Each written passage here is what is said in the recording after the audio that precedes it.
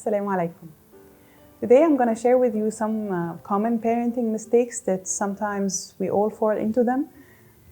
With all the good intentions we have, I'm sure that everyone here, everyone who's listening to me is always trying to do what's best for our children. Parenting and raising children is not an easy job, and sometimes whether it's culture or with the pressure from the outside makes us feel that it's something that we should know by nature or that we need to figure out on our own, which is not true. It's something new for us. It's something that we're learning. It's something that was affected by the way we were raised when we were kids.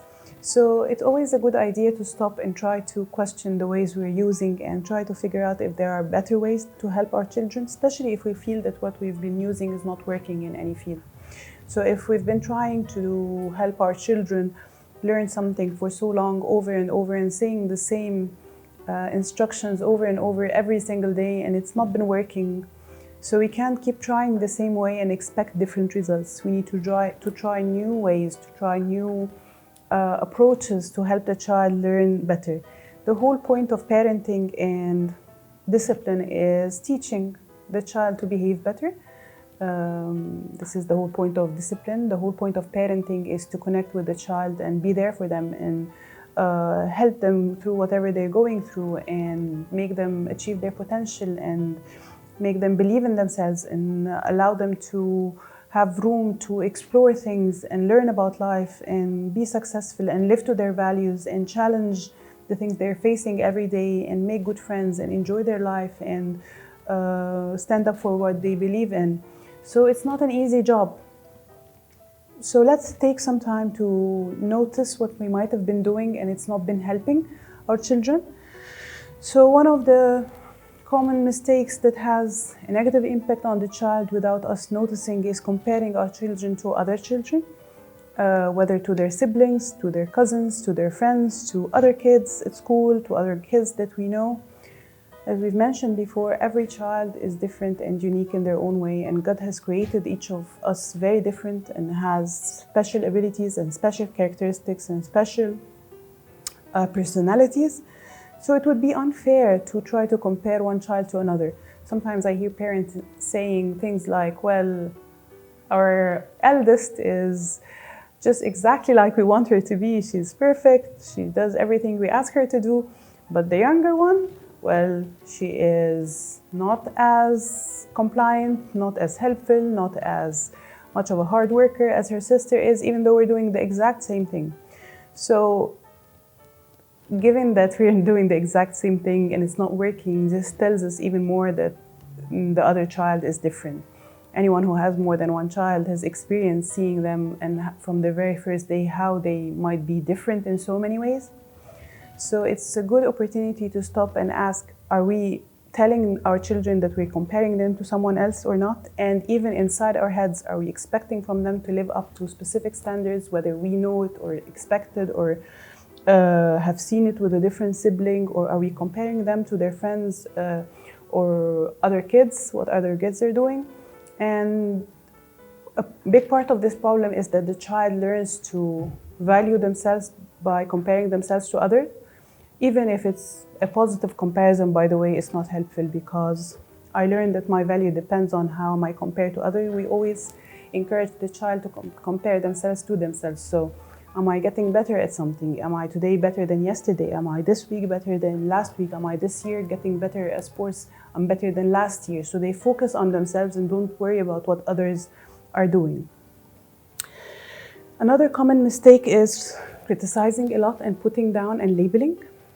And this would affect the child in their idea about themselves, and they believe these labels very strongly, and sometimes it takes years and years of life to try to challenge this idea because, well, my parents who love me and appreciate me the most are seeing me this way, so they tend to believe this and start to learn that this is who they are. So even if a child was not did a mistake by lying a couple of times, which most children go through as a stage when they start learning that I can say something other than what happened, so I'm trying it out and using the skill and testing the parent to see what's going to happen. If I start labeling them as liars, even if it was just a phase, they actually become liars. They believe it about themselves. They do things that would actually, since everyone already believes that I'm a liar, so most probably I am, and they will start doing more of this action. On the other hand, if we start labeling, actually we want to avoid labeling by all means, but if we start acknowledging and showing the children that they try to say the truth, that they try to get the best out of them, that they are working hard, that they are responsible, that they are accept their mistakes, they admit their mistakes, all these things they believe as well. So when we tell them positive things about themselves, they believe as well, and they actually by time try to live up to it. Another common parenting mistake is being inconsistent. So sometimes doing something and then doing the opposite of it. Kids are a lot more secure and a lot more, we help them much more when we are consistent with our feedback. Like if the kid can predict how my parent would respond in a specific situation, this usually helps them learn a lot more. Part of being stubborn can be developed if I'm being inconsistent a lot. So if I agree on something some days and on the other days I refuse it, and the kid doesn't know or doesn't understand why do I sometimes agree and sometimes I don't, they start being stubborn and nagging. Maybe you would agree this day again because you did yesterday, and they feel that we're being unfair, and they feel confused because it looks like it's more about the mood of the parent rather than actually understanding what's accepted and not accepted at home.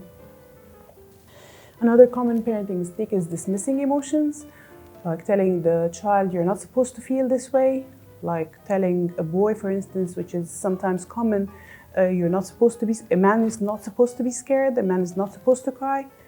And the fact is, every person has fears and every person has big emotions, and I need to help them learn to accept these feelings and deal with it rather than suppress it or ignore it, because this can cause challenges and problems for them all their lives. The more they are able to express their feelings and talk about them and get it out in a healthy way, the happier and healthier they're going to be for the rest of their life.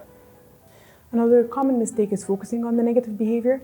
When we respond more to negative behavior, like for instance, when I'm too busy doing things at home, and then whenever one of my children starts doing something wrong, I give them attention. So I'll start screaming here or telling them to stop or criticizing what they've done. What my child is actually learning is that it's much easier to get attention when I do something negative. And what's hard for us as parents to understand is that for a child, sometimes negative attention is better than you ignoring me at all.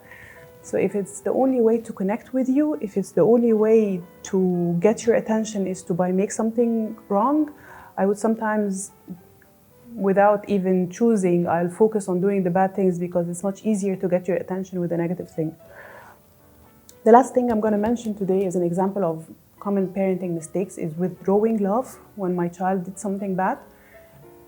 By definition, parenting is based on unconditional love. The love for our children is unconditional. We love them in all their states. We love them with whatever they do, but sometimes the message they get from us is not that they are loved and accepted in all the things we do.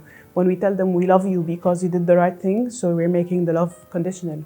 When we don't want to hug them or kiss them or play with them when they've done something bad, they learn that they're only loved and accepted, and our relationship is only when they're good.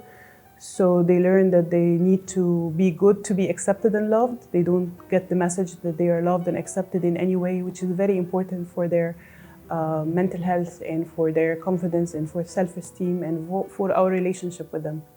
Let's always try to learn and challenge ourselves and appreciate our effort in learning more and trying more. Assalamu alaikum wa rahmatullahi wa barakatuh.